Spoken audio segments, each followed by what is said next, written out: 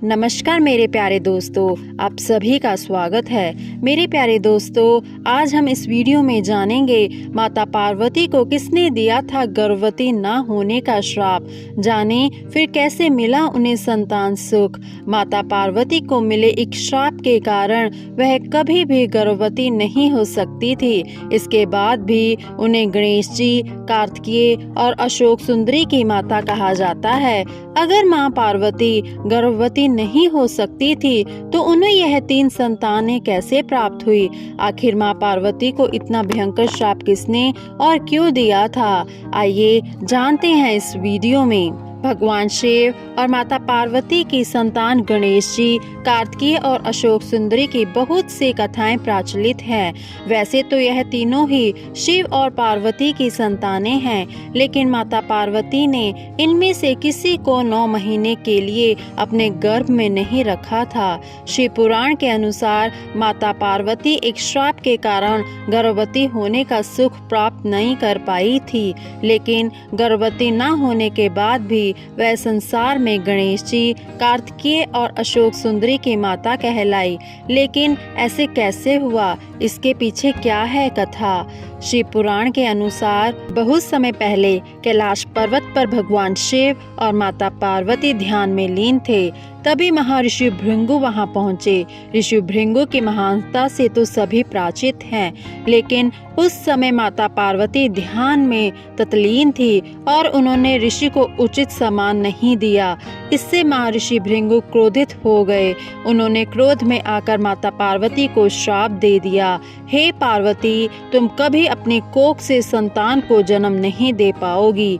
यह सुनकर माता पार्वती दुखी हो गई। उन्होंने शिवजी जी से पूछा, हे स्वामी, यह मेरे लिए बहुत बड़ी पीड़ा की बात है। मैं एक माँ बनने की इच्छा रखती हूँ, लेकिन अब मुझे श्राप मिल गया है। भगवान शिव ने उन्हें शांत कराते हुए कहा, देवी चिंता मत करो, यह श्राप भले ही तुम्हें बांझ बना दे, परंतु तुम्हारी ममता की शक्ति इतनी महान है कि तुम विशेष तरीकों से संतान प्राप्त करोगी। समय बीतने पर माता पार्वती ने अपने मन से भगवान गणेश को रचा और उनका पुत्र गणेश बना। बाद में भगवान कार्तिकेय भी उनके पुत्र बने, जो विशेष रूप से उन्हें मिले। इस प्रकार महर्षि भृंगु के श्राप के बावजूद माता पार्वती ने अपने पुत्रों को प्राप्त किया और संसार को यह सिखाया कि सच्ची ममता और प्रेम हर बाधा को पार कर सकता है। इस संदर्भ में एक और पौराणिक कथा बहुत प्रचलित है। शिव पुराण के अनुसार एक बार ब्रजंग के पुत्र तारकासुर ने तपस्या कर ब्रह्मा जी को प्रसन्न किया, जिसके बाद ब्रह्मा जी ने प्रसन्न होकर तारकासुर को मनचाहा वरदान दे दिया। तारकासुर ने ब्रह्मा जी से यह वरदान मांगा कि दुनिया में आपके द्वारा बनाई गई कोई चीज मुझसे ज्यादा बलवान ना हो।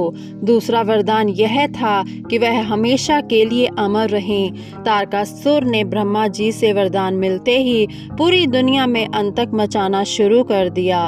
उसने स्वर्ग लोक में देवताओं के साथ धरती पर आम मनुष्यों और ऋषियों को सताना शुरू कर दिया। तारकासुर ने स्वर्ग के राजा इंद्र को डराकर उनका वाहन ऐरावत हाथी, खजाना और 9 सफेद घोड़े छीन लिए। ऋषियों ने भी डर के मारे कामधेनु गाय तारकासुर को दे दी थी, लेकिन इसके बाद भी उसका आतंक बढ़ता ही जा रहा था।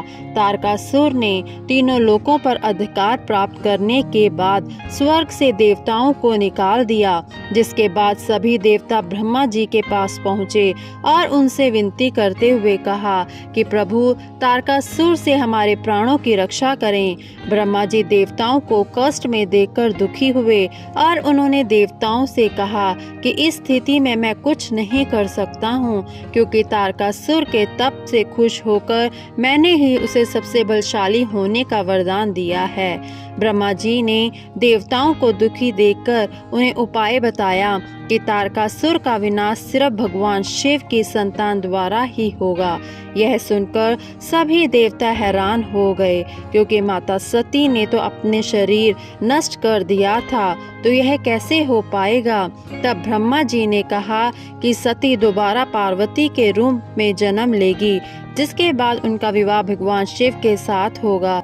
उसके बाद शिव पार्वती की होने वाली संतान द्वारा ही तारकासुर का वध होगा।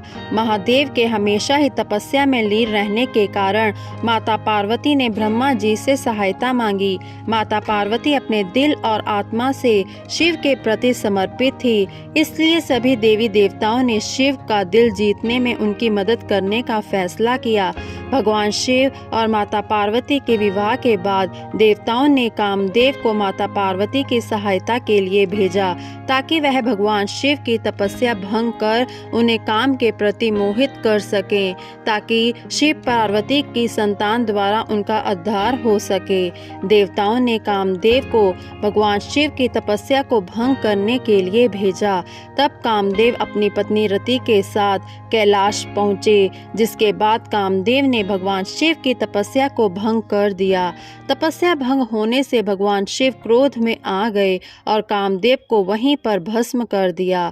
कथा के अनुसार कामदेव की पत्नी रति अपने पति को भस्म होकर मरा हुआ देख दुखी हो गई, जिसके बाद देवी रति ने माता पार्वती से कहा कि मेरे पति कामदेव सिर्फ आपकी तपस्या का मान रखने के लिए आए थे। तुम्हारी वजह से मैंने न सिर्फ अपने पति को खो दिया है, बल्कि मां बनने का सुख भी खो दिया है।